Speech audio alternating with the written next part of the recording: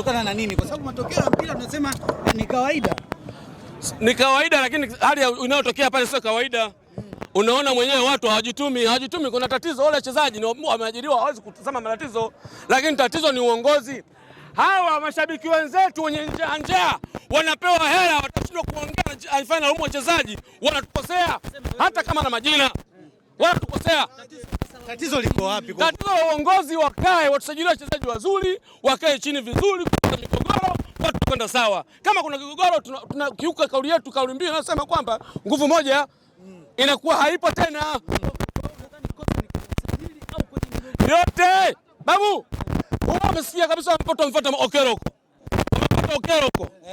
Na umeambiwa kwamba watu wamekwenda kule, wamefanya mambo yao, wanataka 20% sio na nini? Inawezekana kama wale jamaa anaongea kama anatania kindu uhalisia. Ni uhalisia kwa sababu kama kila siku unamtafuta wewe Okero miaka yote wewe nani? Manzoki umemtafuta miaka yote umleti wewe nani? Ujanja. Watu achie timu kama hawawezi. Sisi tumeshachoka. Tunaumia. Watu watoka mbali hapa. Mama Boko anatoka mbali, mama mnaona mwenyewe kaingia pale uwanjani analia, anazimia. Ametoka mbali. Watu wanatumia hela nyingi mpaka wanakuja hapa.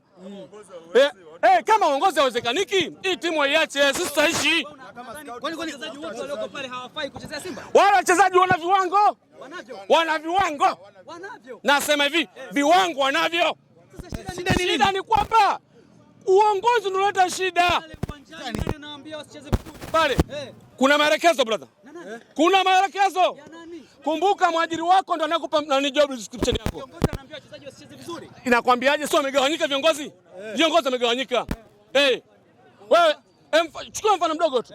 Huyu Morris anasema kwamba yeye rumors drop atakwenda Yanga. Na mimi wallahi naenda. Unasemaje?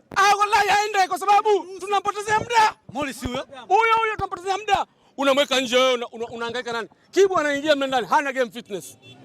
Mkwala kapanda ndege kutoka Uganda mpaka hapa anapiga ugoro. Hatutaki ule ugoro. Professional player unatoka kule nje. Anapiga cross. Yaani hivi. Achani jamani. Sisi tunaumia. Tuseme tu ukweli. Tunaumia, ila viongozi kama ameshindikana, kuna uwezekano. Uongozi ni weredi. Kama unahisi hiki kitu ukiwezi, pisha watu wapya, nguvu mpya hii. Sawa, unadhani ni kitu gani haswa ambacho kinatakiwa kifanyike ili haya matokeo yakae vizuri? Maana umesema wachezaji wako vizuri. Ili matokeo haya yabadilike.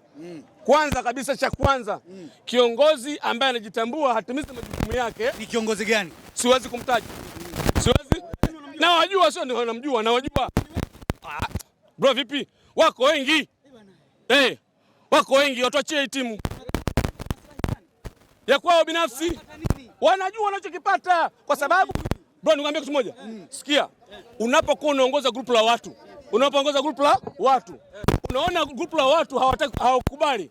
Na hawakubali unachokiona kabisa hakitokei. Watu wanataka matokeo. Matokeo hayapatikaniki. Kwa nini step down bwana jamani? Mimi kwa nguvu zangu na akili yangu nimefika hapa mwisho. Waje wengine wachukue gudumu waendeshe safari. Unang'ang'ania nini? Lakini Simba ni klabu ya wanachama. Nyinyi wanachama si ndio mnaongoza zaidi kuliko viongozi? Unapiga kwa sahihi. Unajua hapa nilipo.